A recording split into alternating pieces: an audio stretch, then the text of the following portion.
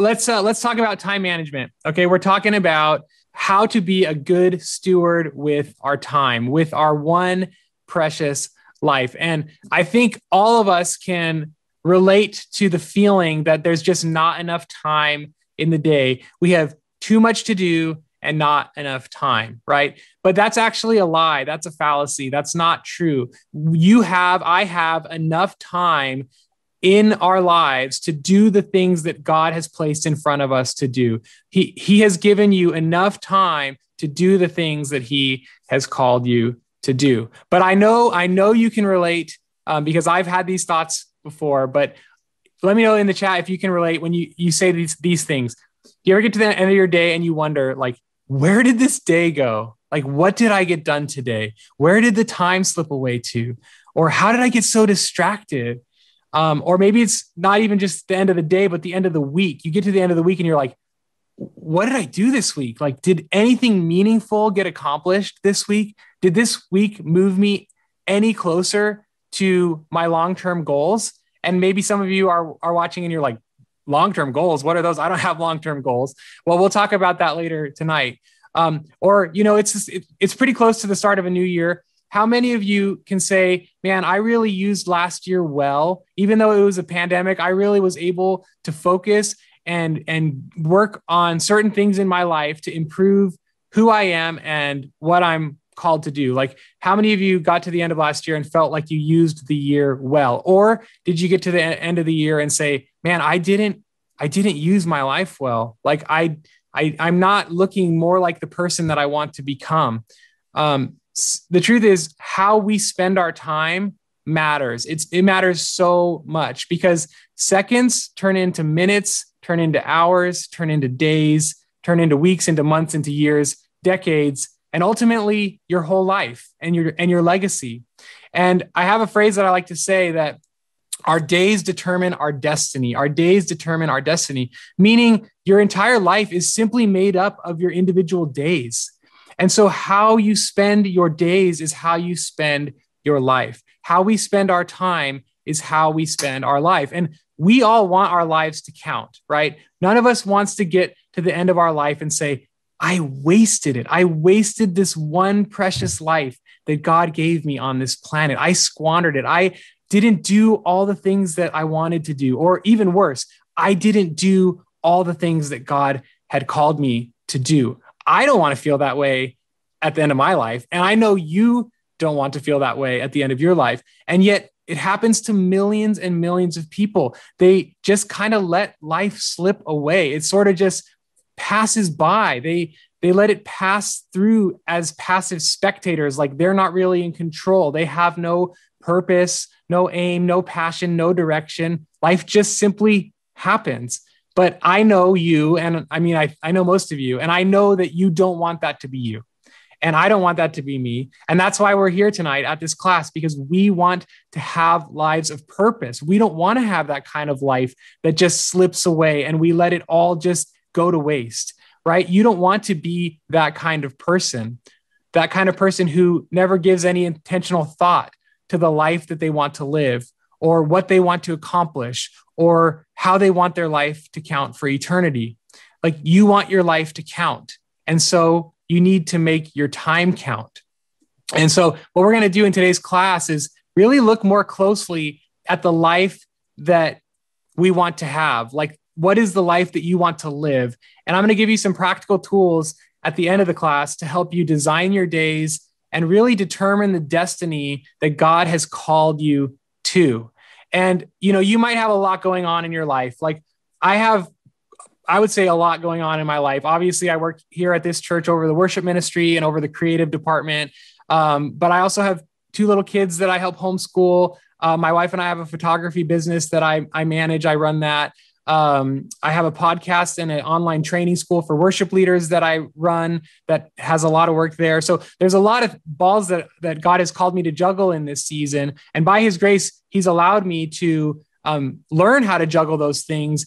And so I want to share some of the tactics that I've learned over the season of my life that's really busy to help you not just juggle all of your responsibilities, but to excel at them. And I just want you to know that no matter how busy you are, if God has called you to it, he will help you make a way through it. Like if God has called you to it, he will make a way through it. And so he's going to help you. God's going to help you. The Holy Spirit is our helper, and he's going to help you be a faithful and good steward of the life that he's entrusted to you. So even before we start the class, like you could just throw up a little prayer right now and just be like, Lord, I just ask you to help me be better steward of my time. And I promise you, God will answer that prayer, even if it's just a simple, quiet prayer in your heart right now. So we're going to be breaking up this class into two sections. We're going to be talking about like the theological side of time first, then we'll stop for some questions, and then we'll go into a really practical, like do this, use this app, or check out this thing and do these things in order to manage your time better. So it's going to be theological first, and then we'll go into the practical on the second half of the class. So I already asked you to do this, but if you want to do it again, if you weren't here for this, go ahead and rate yourself in the chat. How well do you manage your time? 10 out of 10 means you're awesome at managing your time. 1 out of 10 means you are a hot mess. And it's okay. Just confess it and get it out there. There is healing where there is confession. So let us know how you do with your time management. And then we'll get into the theological stuff here. So, all right, let's talk about time management. I wish I could see the chat. I can't see the chat. So I would love to interact with you guys here, but I'm sure whatever you rated yourself in the chat, it's probably higher than you're giving yourself credit for. So at least take heart there. But all right, let's get into this here. There are 3 things for you to consider about time, okay? So the first thing that we want to consider about time is that time is finite. Time is finite. And we intuitively know this, but time is the most precious resource that we have. You can earn more money, but you can't buy more time. You can never get more time. Every second that slips away is gone forever. You will never get it back. Use it or lose it, right? That we all know that phrase. That is the epitome of time. Use it or lose it. You don't get a second chance. There's no second go around. If you waste 2 hours on something stupid, those 2 hours are gone forever. And your life has a finite set of hours. Everybody gets 24 hours a day, and you only get a certain amount of days on this planet. You only get a certain amount of days on this planet.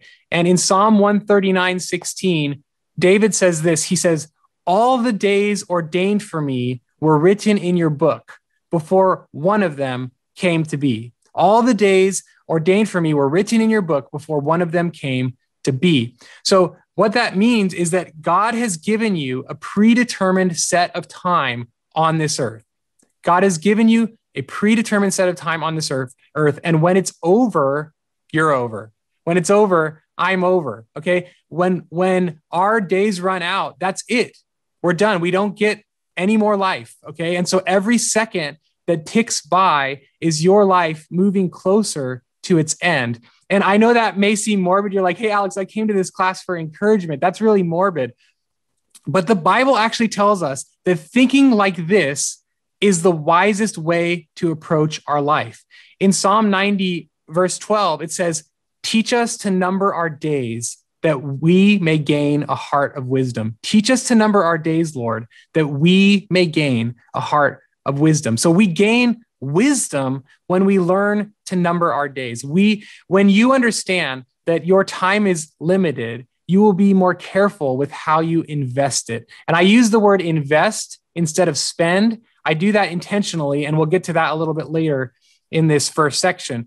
But we want to be people who invest our days well, okay? And because when you know that your life has a definite finish line and that it's ticking ever closer every second, then you're intuitively going to be more careful with how you use or invest your time. You're going to be more careful when you realize that your time is finite.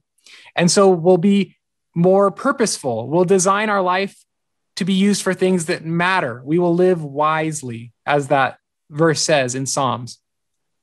And on the other hand, if we don't give much thought to our mortality, like if we don't think regularly about our finiteness, if we subconsciously think that this life and existence will go on and on and on in its current state forever, then we won't have any fire to motivate us. We won't feel any sense of urgency or motivation. We won't be careful with how we spend our time.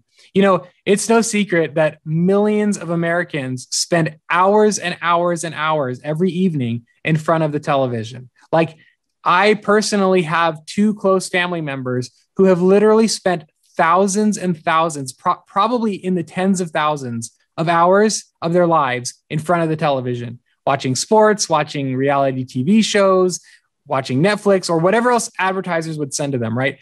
Thousands of hours of their life is gone forever, never to come back, like never to come back. And that is not spending time well. That is wasting time, right? Those hours, those thousands and thousands of hours could have been spent in so many more positive ways, strengthening family relationships, making special memories, contributing positively to society, creating art, helping others, serving at church, earning money, mentoring the next generation, right? All of those things could be done with those hours, but instead, those hours were wasted in front of a TV with literally nothing to show for them. But our time is finite. And so every second that slips away or is mindlessly wasted is gone forever. And I want that, in a sense, to bother you a little bit, because it should bother you that our time, once it's gone, it's gone. And you'll never get that chance back to use that time better. It definitely bothers me. And I hope it kind of bothers you. I don't want to cause too much discomfort, but it makes me want to be more intentional with my time. So that's the first thing about time, is that it's finite. And be like David and say, Lord, teach me to number my days that I may gain a heart of wisdom. The second thing we learn about time is that time is precious. Time is precious. And that's the second thing. It's precious because it's finite. And when there's scarcity, there's value. So time is very scarce. So time is very valuable. Your time on this planet is valuable. Your time on this planet is a gift of God. It's a gift of God. The fact that you're here, the fact that you're breathing, the fact that you have energy in your body and breath in your lungs and a brain that works, it's a gift, right? God did not have to create you. He does not have to give you even this very second of time, this moment, this breath that he's giving you right now is a gift from God. He's choosing to give you this moment. He doesn't owe it to you. He's not obligated. He doesn't have to. He's choosing. God is choosing to give you this moment of time right now. And in Revelation 4:11, it says, "Worthy are you, O Lord and God, to receive glory and honor and power, for you created all things, and by your will they existed and were created." By your will, they existed and were created. By the will of God, you exist and you were created. This very moment, this very second, your and my existence is a sheer gift of God's goodness and his kindness towards us. He's giving you this time. And hopefully we respond to that goodness and kindness, wanting to glorify him with the time that he's given to us. Like, we want to give it back to him and say, thank you, God. I want to use this time wisely. I want to use this time for you, right? I don't want to squander this time. I don't want to waste this time. I don't want to just, be frivolous with this time. Because when something is precious, you don't want to waste it. When a precious gift is given, what do? You cherish it. You honor it. What is something that's precious to you? Think about that. I want you to, in your mind, picture something that's precious to you. Is it a family heirloom? Is it your wedding ring? Is it your children? Is it your retirement savings? Like, you worked really hard to save all this money so that you can, hopefully retire one day. What's precious to you? What's something that you care a lot about? Well, now take that thing, and I want to ask you, would you dump it down the garbage disposal? Would you throw it out in the back alley? No, of course you wouldn't. Why? Because when something is precious, you're careful with it. Well, time is precious. Time is precious. Be careful with it. Time is precious. Honor it. Time is precious. Don't waste it. And I want you and I want myself to start viewing every minute as a precious, undeserved gift of God. And that will help you to be wise and not waste it. So time is finite. Time is precious. We shouldn't waste it, which we all know. So what should we be doing with the precious, limited time that we've been given, what should we be doing with it? Well, we should be investing it. We should be investing our time. Time can be invested. That's the third thing about time in our kind of theological groundwork. So what is investing? Investing is when you give something with the expectation of a positive return. You're giving this for that. You give up this for something greater later. That's the hope. That's why anybody invests in anything. They want to get a greater reward later. And Jesus taught about this principle in the parable of the talents, which we all know, Matthew chapter 25, if you want to look it up later. But I'm going to summarize it for you. But a master gives 3 different servants 3 different sums of money. And he goes away on a journey. And when he comes back, he wanted a return on what was entrusted to them. And this is what the text says. It says, the first servant came forward and says, "Look, Lord, you gave me 5 talents and I earned 5 more." And the master said to him, "Well done, good and faithful servant. You have been faithful over a little. I will set you over much. Enter in to the joy of your master."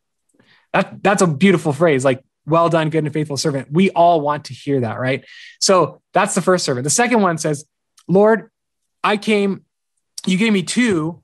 He comes forward, "and I've earned 2 more." And his master says the same thing as he says to the first. "Well done, good and faithful servant. You have been faithful over little. I will set you over much. Enter into the joy of your master." Well, we all know the story, hopefully. If you don't, you can read it later. But the third man comes forward and says, "Master, I was afraid of you, so I buried the corn. But look, here, I dug it up. I dusted it off. Here, have your 1 coin back." And what does the master say? He says, "You wicked and slothful servant.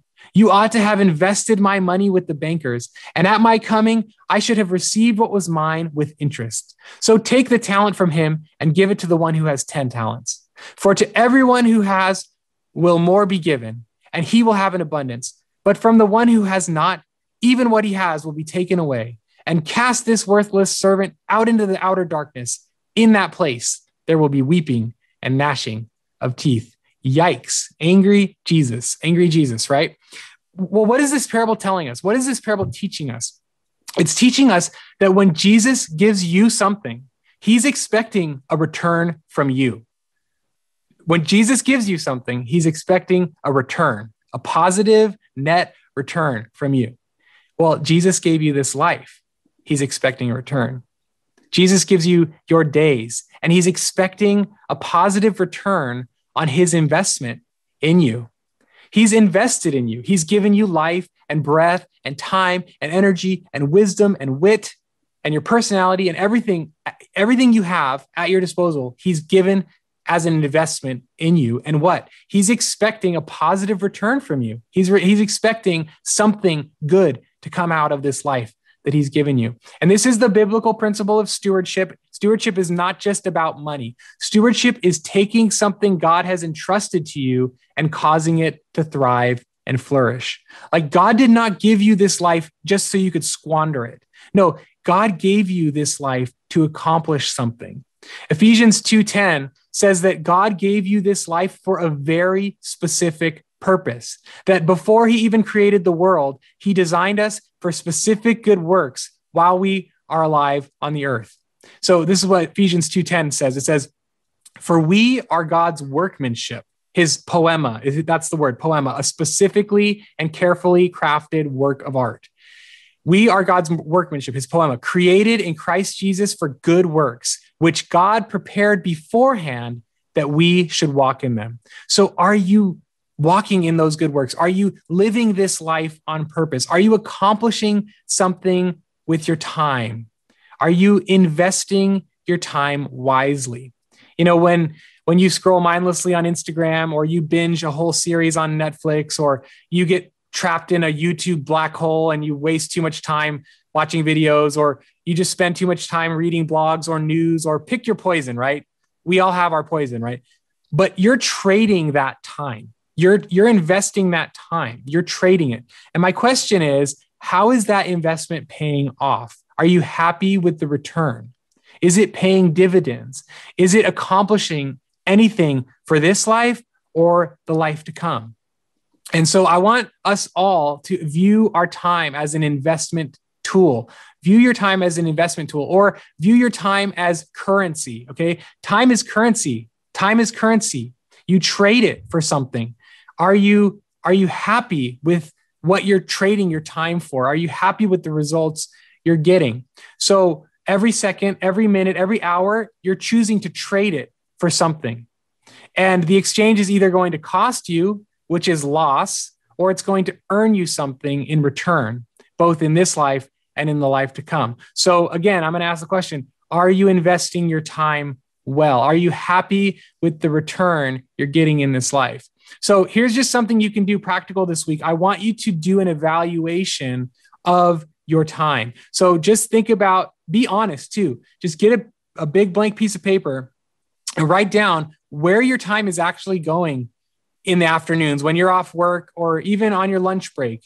You know, what do you do on your lunch break? What do you do when you wake up first thing in the morning? What do you do when you get home in the evening? What do you do, you know, after you lay down in bed? What are you spending those hours on? Because remember, you never get them back.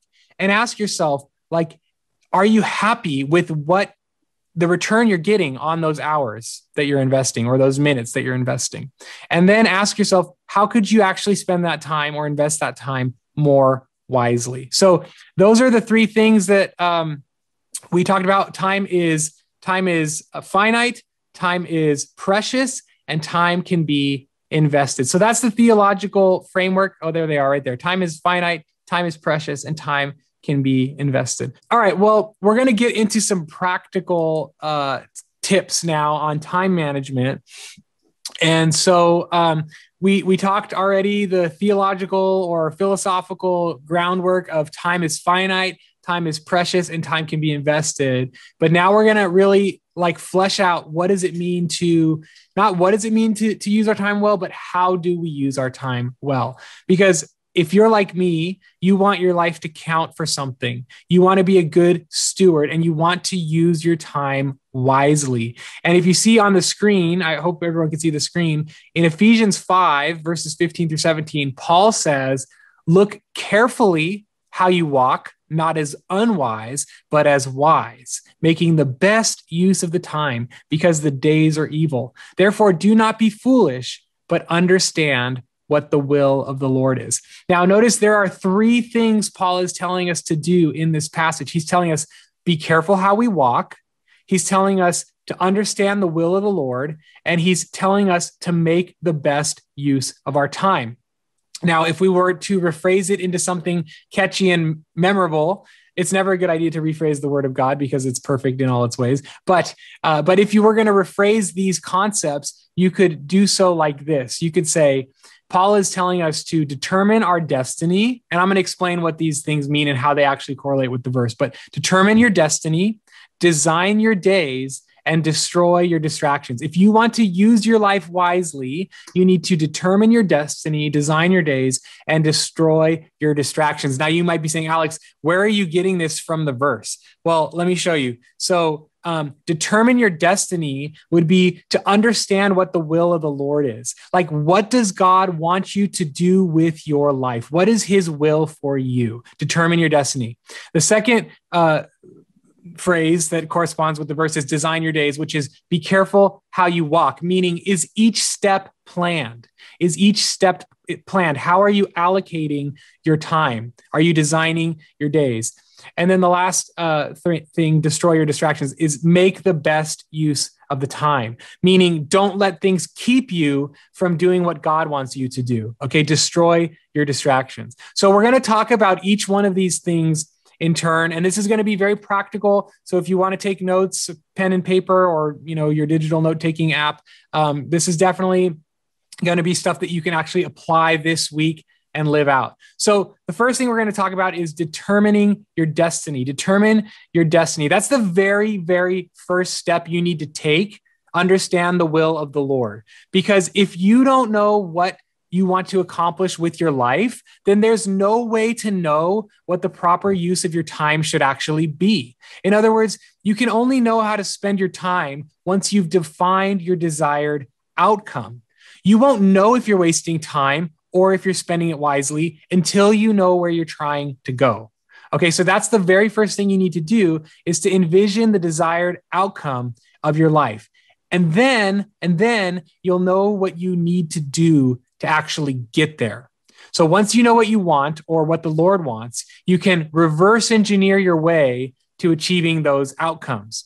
So you'll populate your calendar with the activities that will actually help you achieve your desired outcome. So that's your first practical step. You need to spend some time this week asking and answering the question, what do you want your life to look like? And I want you guys to set some time aside this week to do that. I want you to find a spot on your calendar and put that in there. Say, I'm going to spend some time reflecting this week on what do I want my life to look like? What do you want to actually accomplish in your life? What do you want to accomplish this year for your life and for the Lord? Okay, so spend some time this week reflecting on that. And I want you to get very specific. What do you want your health to look like? What do you want for your family life? What do you want for your spiritual life? What do you want for your vocation, for your education, etc.? I believe, it's my conviction, that within the bounds of Scripture and within the guidelines of God's moral standards, that He gives us freedom to choose the things that we want to do, the things that we're passionate about, the things that we feel excited about. I believe God gives us some freedom to pursue those things. And so what do you want to do for yourself, for your family, for your church, and for the Lord? I went on vacation last October, and I had a beautiful view where we were staying. And I just sat there and I asked myself, what do I want? Like, what do I want from my life? What do I want my life to be about in this season? And I made this list, and I'm sharing it with you just as an idea, like as a way for you to get ideas for yourself. So here's what I wrote down when I was sitting there looking at this beautiful view and reflecting, like, what do I want for my life? Well, I want a healthy, happy, warm, high communication marriage. Okay, that's one. I want kids that love me and feel positive and joyful in my relationship with them, and that are biblically and emotionally prepared for life. I want to be a man of wisdom and integrity, grounded in who God made me to be, and letting my life flow out of a strong, centered foundation in Christ. I want that, okay? I want to be constantly growing and learning. I want to be physically healthy. I want to be financially secure and generous. I want to be relationally invested into other young ministry leaders. And I want to have a family ministry, something that my family does together to serve the Lord. And then lastly, I want to be different from the rest of the world. Now, I know what all of those specifically mean. When I say those things, I know in my head, I can picture it in my head. But this isn't about me. This is about you. So what do you want from life? What do you want to grow in this year? What do you want for your financial life, for your family life, for your educational life? I want you guys to get very specific about the life that you want to have for the Lord, because God has given you one life and He's calling you to steward it well. And that's your first step. Determine your destiny. And again, the reason it's your first step is because once you know what you want to do, you can break down each of these goals into individual actions. So you can't just hope that these things are going to happen. You actually have to break them down into specific actions or habits that will help make each one of these things a reality, right? You can't just hope it's going to happen just because you wrote it down. Although they do say writing your goals down makes them more likely to happen, strangely. But without daily or weekly or regular actions, these things are just words on paper. They will not happen. I have to work to make them happen. With God's help, yes. Trusting God to lead me, to guide me, yes. Man makes his plans, but the Lord directs his steps, yes. But I still have to step. I still have to do something. So once you have this list of what you want your life to look like, then you need to start breaking each one of these down into tangible actions that will actually help you move towards these goals. So I'm going to give you an example of how the first point, what would I need to do in order to have a healthy, happy, warm, high communication marriage? What would I have to do? Okay, that's just one, but let's break it down. I would need to do some of these things. I would need to probably have some sort of daily 30-minute conversation time with my wife, getting to catch up, see how she's doing, see what's on her heart. I would probably need to do some sort of yearly weekend getaway, just us without the kids. I definitely need to do some sort of daily caring, kind gesture towards my wife. We should weekly be resting and spending time enjoying each other, a monthly date night out without kids, and then prayer and scripture regularly together. I think if I did those things on a regular basis, I would have a healthy, happy, warm, high communication marriage. So these are the broken down action steps that are going to get me to this goal. And you need to figure out what you need to do for each one of your goals and make sure that those things make it onto your calendar. You break your big goals into small actions and habits that make it into your daily and weekly routine. And that will lead you to your big goal. You know, recently I've been thinking, and this isn't in my notes, so I'm going to go off on a little side tangent. But recently I've been thinking that it's not the mountaintop experiences that change us. It's the mundane. It's not, our life isn't changed in one fell swoop. It's the daily, weekly consistency of doing the right thing over and over and over and over again. That's what brings results. That's what brings success. That's what brings change. There's a phrase, a long obedience in the same direction. It's just doing the right thing over and over and over. And we all know that verse that says, don't grow weary in doing good, for at the proper time, you will reap a harvest of righteousness if you do not give up. So just break your big goals. First, you got to have the goals. That's design. That's the determine your destiny or understand the will of the Lord. Have the goals, but then break them down into small actionable habits and move forward on them. And so that's what you'll do for determining your destiny. Okay. And you can do that this week. It's not like you have to spend 3 months praying about these things. You can set aside some time to be with the Lord and say, Lord, what do you want for my life? What do I want to do in this season? What am I feeling called to? And write those things down and be specific. Determine your destiny. That's the first thing. The second thing you do after that is now you need to design your days. Design your days. Now that you know what you need to do to get to your goals, you need to design your day to fit those actions and habits into your calendar. So you design your days, you use your hours with your long-term goals in mind. Otherwise, you will not get to your goals. And I heard somebody say this, and I was like, this is amazing. So basically, you plan your work, you work the plan, and the plan will work. Plan your work the plan, and the plan will work. I love that. So the actions and habits that will move you towards your goal need to make it into your calendar, or the goals will never get accomplished. And I said this phrase in the beginning, that your days determine your destiny, meaning your life is just the sum total of all the ways you've spent your days. That's what your life is going to turn out to be. How are you spending your days? Or another way to say it would be, your actions today will determine your destination tomorrow. Your actions today will determine your destination tomorrow. What you do each day matters. It will either get you closer to the person you want to be, or it won't. And so ask yourself and be honest. Be honest with the answer. Are the things on your calendar getting you closer to the kind of person you want to become for the Lord? And you might say, Alex, I don't have anything on my calendar. And maybe you're right. Maybe there's nothing on your actual calendar, but your days are still filled with something. Your time is being spent somewhere. So even if it's not on a physical calendar or a digital calendar, you're actually spending that time. Is what is filling your days getting closer to the life that you want to have and the life that you want to live for God? So design your calendar and you will design the fruit of your life. And again, I said, your life is simply the sum of your calendar events and routines. So what you repeatedly do, your habits will bear out on the fruit of your future. And if you think about it that way, honestly, you can design your calendar to accomplish pretty much anything you want. Like with the right routines and habits, you could write a book. You could become extremely physically fit, like Arnold Schwarzenegger.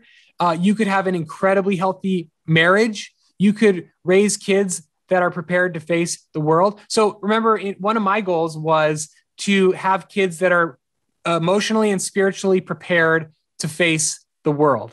So if that's one of my goals, I actually have to get something on my calendar that's going to move that towards the needle. So move the needle towards that. So what I did is every Saturday I bought 3 books on like kids apologetics, like helping them understand how, God there is a true creator and we didn't evolve from slime. And so all these questions that they're going to be bombarded with in college. So now every Saturday I spend an hour training them with the answers to those questions so that when they do go off to college, they aren't pummeled.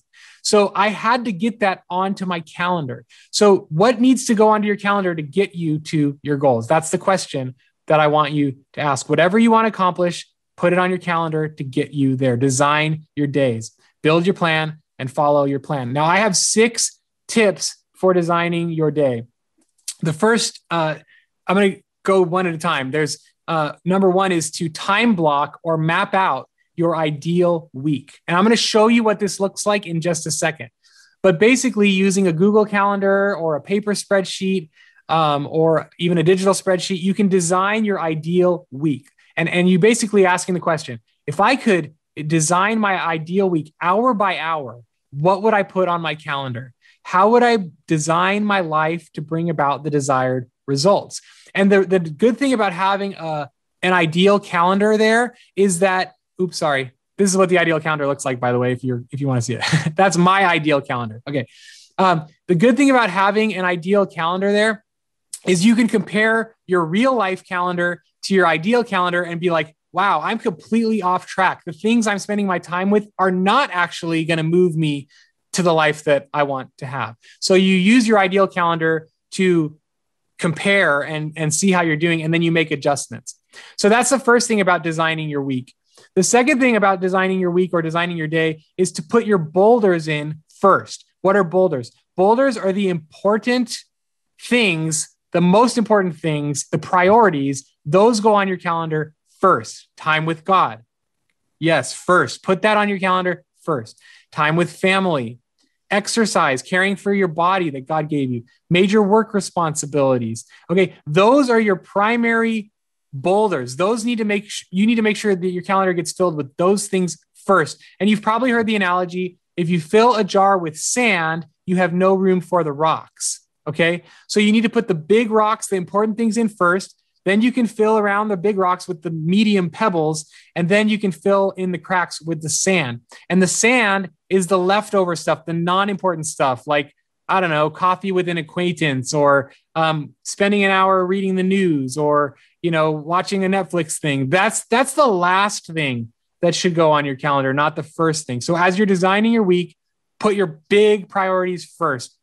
The third thing is starting to say no. Okay. So if you really want to be intentional with your life, you have to start to say no to things that aren't going to move you to your desired destiny. And you can't be legalistic about it, but like, for example, if I have, I have a worship ministry that I am responsible for. I have staff that I'm responsible for. I have a wife and 2 kids that I'm responsible for. I have a side business with my wife that I'm responsible for.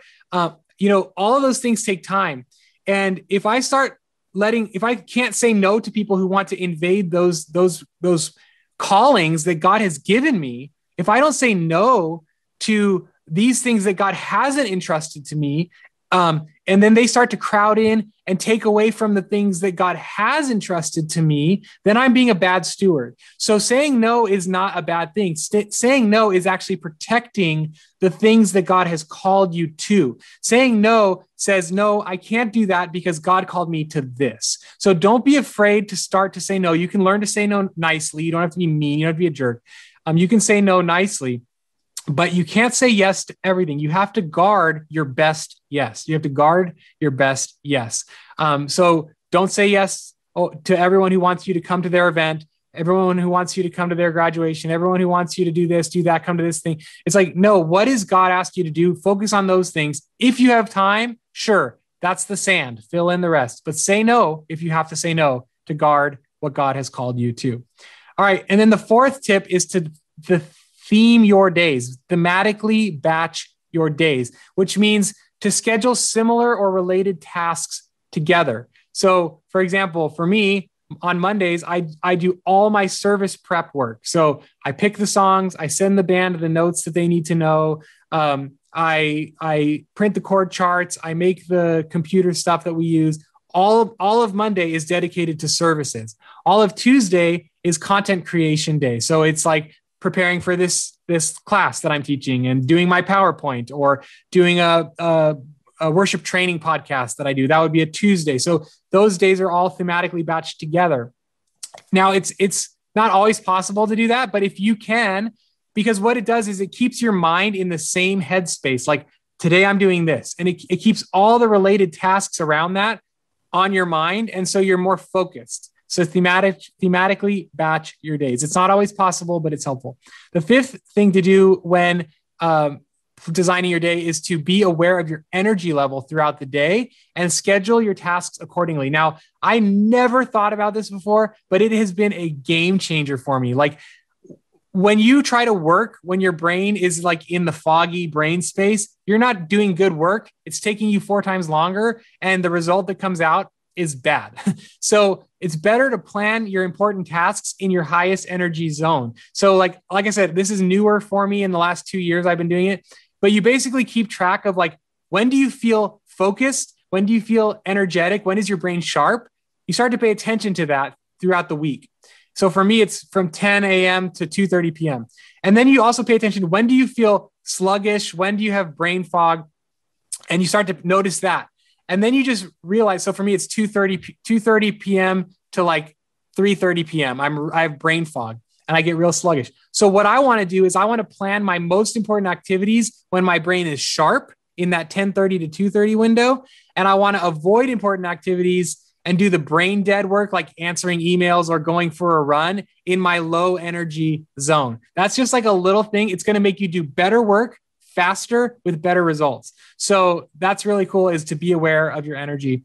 And then the last tip I have for designing your day is to schedule reoccurring tasks. Now, please, if you have questions about all this, write them down. And then, or you can put them in the chat now, or you can just wait until we get to the Q&A section, because I know I'm going fast and there's probably a lot of unanswered questions in your mind, but just get ready. We'll be doing Q&A in a minute.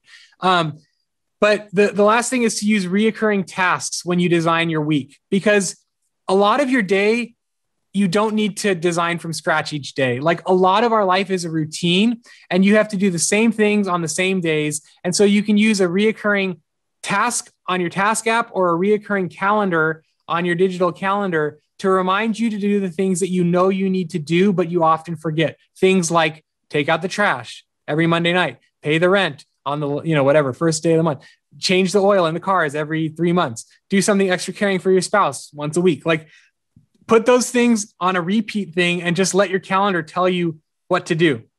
So that's the tips for designing your day. So we've determined our destiny, we've designed our day, and we're going to get to destroy our distractions in just a minute. But I want to just show you what a nicely designed week can look like, both digital format and paper format. So here's a digital version of my ideal week. If I want to have the life that I need to have, if I want to have a strong relationship with the Lord, if I want to be physically healthy, if I want to make sure all my responsibilities are hitting on the right times, this is what my week would look like. Okay, this is what my week would look like. Does it always look like this? No, it's an ideal week, but it gives you just a pattern to model a good week after. So dinner with my family, I try to do that these 3 days when I'm not at service on Thursday nights. And Free Friday is our Sabbath right here. I don't know if you can even see my mouse. I'm probably just like showing you things that you can't see. But anyway, so that's a digital version. A paper version would look like this. This is my paper planner that I use. I love it. I'll tell you about it in a little bit. But here's kind of an ideal week for me. And you see the orange is that's my high energy time frame. So I try to plan my most important work in that spot. And then in the pink zone, that's my brain sluggish. So what do? I try to do exercise there, or I try to do worship or like admin work there. Okay. So that is the ideal life all mapped out. So let's get not ideal and let's go into real life. So great, Alex, I have my ideal calendar, and I would encourage you to do that this week too sometime. But now let's talk about real life. How do you plan out your week and your day? Well, I'm just going to tell you how I do it. So, and I don't know if you'll be able to see it because I'm going to hold up this planner here, but if you can make me bigger.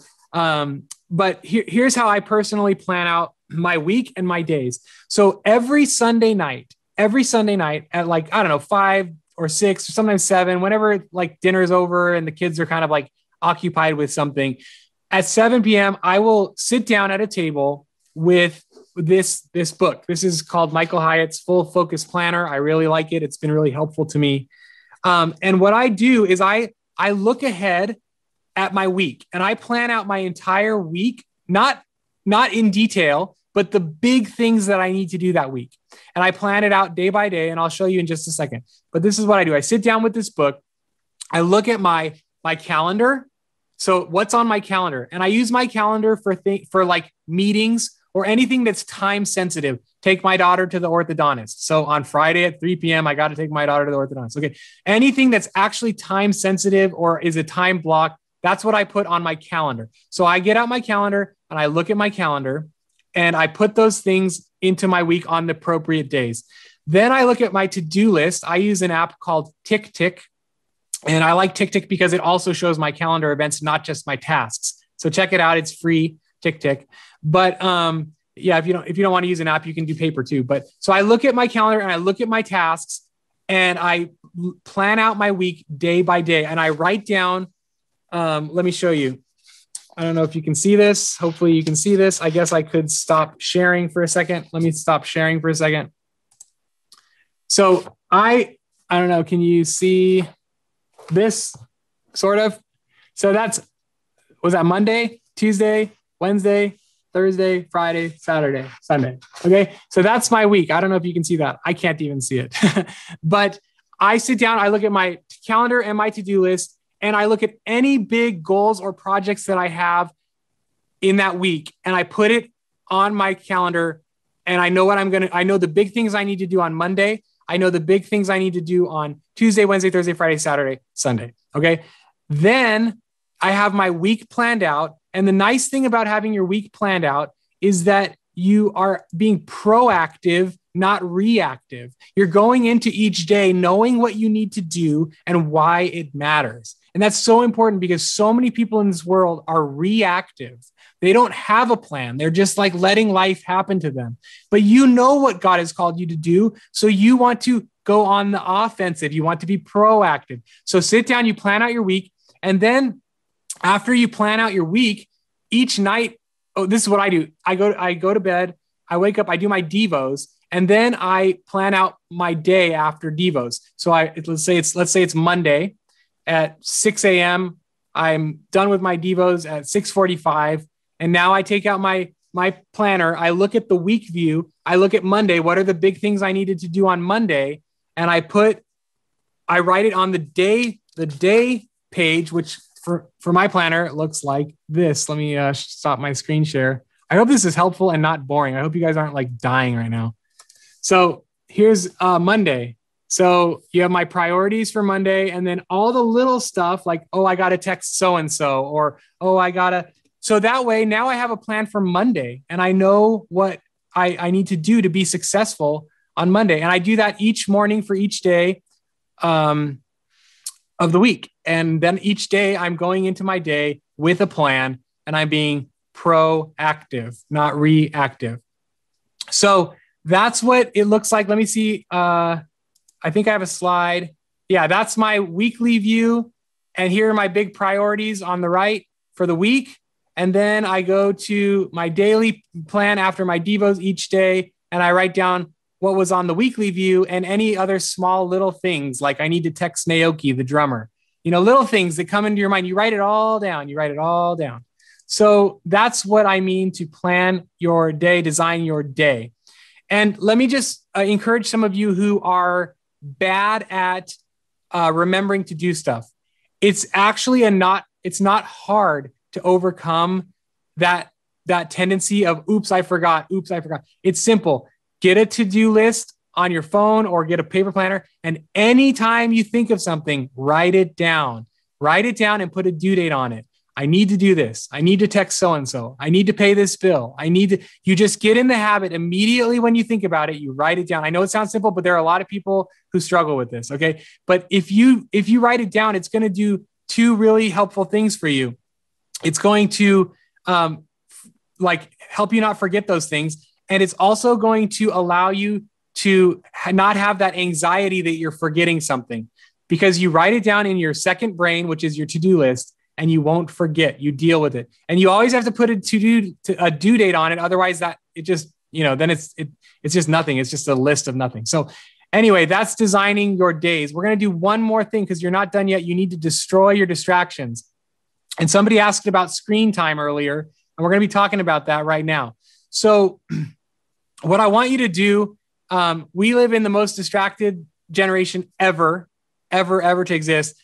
I want to confess, as I was writing this lesson on time management, I was distracted by my email. I wanted to constantly check my email because writing this lesson is hard, and checking your email is easy, and it feels productive, even though it's not productive. So we can all relate to how unbelievably hard it is to stay focused in today's hyper-connected society. And the truth is, guys, tech companies are all fighting for our attention. They're using psychological techniques which fragments our attention and splinters it into smaller and smaller bits. They're trying to get the seconds from you. And I don't know if you knew this, but it's clinically proven that as of 2021, the average human attention span is shorter than a goldfish.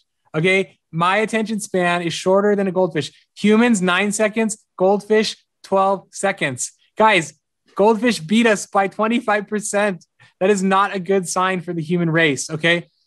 And our smartphones are wonderful at making us stupider, right? We need to work hard to focus. And sociologists and business analysts are saying that the ability to focus will be the key attribute that will set successful people apart from the rest. But it's not just about being successful. It's not about that. It's actually about achieving the things that God has called you to do. It's about that, right? If you want to be who God has called you to be, and if you want to do what God has called you to do, you need to destroy your distractions. Distractions are the things that keep you, or they take you off course from achieving your desired destiny. So I want you to think about the word distraction. Distraction. So the root word is traction. Traction, like the thing that keeps the tire on the ground moving in the direction of momentum. So distraction means it's something that's taking away your traction from moving in the direction of your goals. So anytime you're distracted, you are not getting closer to the life that you believe God has called you to. So in essence, this is huge. In essence, a distraction is keeping you from the life that you want. Okay. And I want you to think about that from now on. That anytime you're tempted to be distracted, I want you to say to yourself, this thing will keep me from the life that I actually want. It's distraction away from the thing your goal, the thing you're trying to go to. Okay. So in order to make the best use of our time, that's what Apostle Paul says in Ephesians 5, make the best use of your time. You must ruthlessly cut out distractions. Cut out everything that will keep you from the life that God is calling you to. And Jesus sort of used this idea when he was talking about fighting lust. He says, if you want to get into heaven, cut off your hand, gouge out your eye if you have to. If heaven is your goal, then cut out everything that will keep you from getting there. And that's the same thing we need to do with distractions. Cut it out if it's keeping you from your goal. So I'm going to give you a few ideas on how to better be less distracted. So here's two really big ones. The biggest two that I can tell you, I have 5 more later, is to use do not disturb on your smartphone. Your smartphone is like your number one enemy from keeping you from doing the things you know you should be doing. It's also a wonderful tool. I don't want to demonize technology and say technology is bad. It's not. It's neutral. But the designers of the smartphone apps, they know how to hook you. Okay, there's trillions of dollars of industry trying to hook you to sell you ads. So 2 things you need to do is turn on do not disturb. Okay, do not disturb is the setting on your phone that means no notifications can come through ever. Now you can set it up so that, like your spouse will be able to call you or whatever. But by and large, you want to have nobody able to interrupt you from doing the things that you need to be doing. So, and if you have a smartwatch, you should turn off. So I have a cheap smartwatch. Everyone thinks it's an Apple Watch. It's not. It's like a $60 Chinese knockoff, but I use it for tracking my exercise. So this, I never have it buzz me. It doesn't act like a smartwatch at all. So turn it off on your phone, turn it off on your smartwatch. Okay. Do not disturb is like your best friend, because every time your phone dings, it breaks your concentration. Every time your concentration is broken, you have to start all the way over to get to a state of flow, to get to the same depth of thinking that you were at before you were interrupted. Did you know Microsoft did a study on its employees? They found that when an employee was working and they were interrupted by email and they checked the email, it took them 23 minutes to get back to the state of flow and work that they were in before they were interrupted. 23 minutes wasted. So they did the work longer. It took them longer, and they did it worse because they let their phone interrupt them. So turn off all notifications on your phone. I have it off on my computer and my phone at all times. And then I get to choose when I want to go check it. I get to double tap my screen and wake it up and see if, oh, look, my daughter wrote me an email. She actually did. It says, I miss you, Daddy. So, and maybe she's watching. Oh, she is watching. Hi, honey. So, but, I get to double tap my screen and see who wrote me. I don't have to let my phone interrupt me. I choose. Okay. So that's the big one, number one. The big one, number two, is do not multitask. Do not multitask, because it's hard. You think multitasking is being more efficient. It's not. Do one thing well with your full focus. You'll get it done faster with better results, meaning higher quality with less time. So let me just give you an example. If you're writing an email with your thumb on your smartphone while you're brushing your teeth and listening to a podcast and telling your kids to get in bed, which I've done all four of those things at once, it might feel efficient because you're doing all that at one time. But what's actually happening here? Well, one, you're not even hearing what the podcast is saying. So that's a wash. You might as well not be listening to it.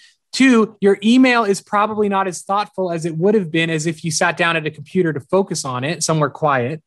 And it probably took you 4 times longer to type it with your thumb rather than using a real computer keyboard. You probably missed a few spots brushing your teeth, so you're going to need to go to the dentist later, which is going to cost you more time. And your kids are not getting your best attention and energy at home. That's what multitasking does. It's a lose situation. Or how about this one? We've all had this one. You wake up early to do your devos, but you're doing your devos on your phone with your Bible app. You're spending time with the Lord. You're reading his word, but you stop every few minutes to check your email, to check Instagram, to check Facebook, to check your text messages. And what happens? You spend an hour, but it's all broken up and fragmented, and you really get nothing out of it. Now, if you were really focused for that 30-minute window and you didn't look at your phone, maybe you would have had a really deep fellowship with the Lord. You would have got a lot out of his word. And because your attention wasn't split between 5 or 6 different things, maybe it only took 20 minutes of your time instead of an hour, but you get more out of it in less time. So better result in less time. That is the power of focusing on one thing at a time. Multitasking is an impossible way to do things fast or well. I'll skip some multitasking tricks, but there's one app on your phone and your computer called Freedom that it is a paid app, but it's worth it because your time is your life. But that one can help you not multitask. Freedom. Check out Freedom. Okay.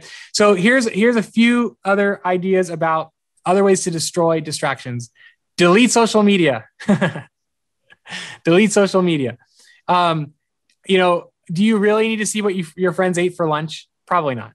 I've been off of Facebook and Instagram for 7 years, and I haven't missed a single thing that has mattered. Okay. In fact, it makes me actually call my friends and find out how they're doing, right? Social media is a passive relationship, and friendships require active engagement. So if you can't delete your social media, at least just keep it on your computer only. Don't put it on your phone. That way you go check it when you're in front of your computer instead of like checking it on your phone while you're waiting at the checkout line. You could have spent that time praying. You could have spent that time talking and being friendly to the cashier.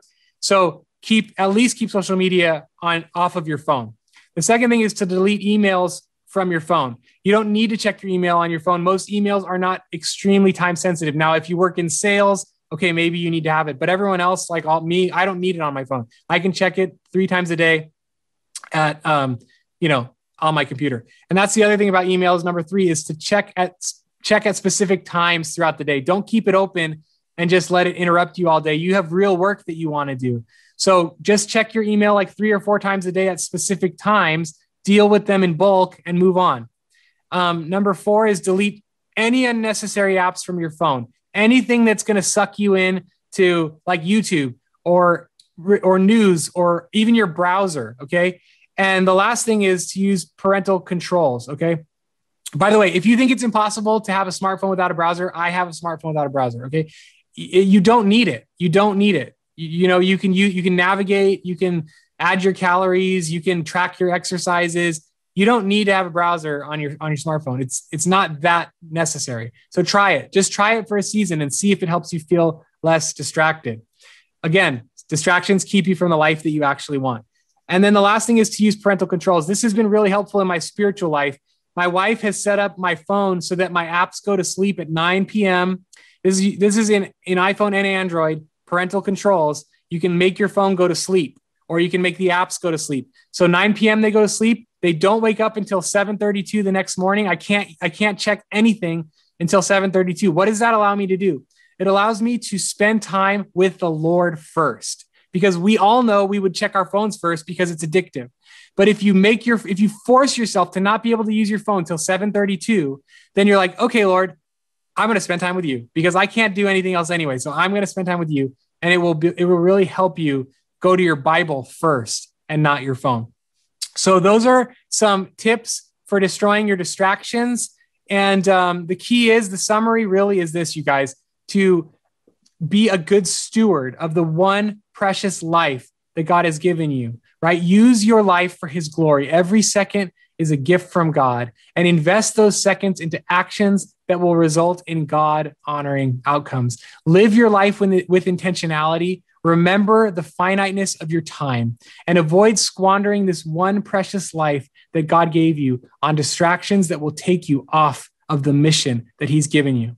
Ask him for wisdom to manage your time well for his glory, and know that the only thing that will last is what you do for the Lord. There's a hymn. I'm going to end with this, okay? The days pass so swiftly, the months come and go. The years melt away like new fallen snow.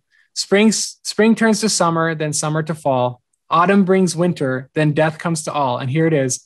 Only one life, so soon it will pass. Only what's done for Christ will last. Only what's done for Christ will last. Let's use our lives well.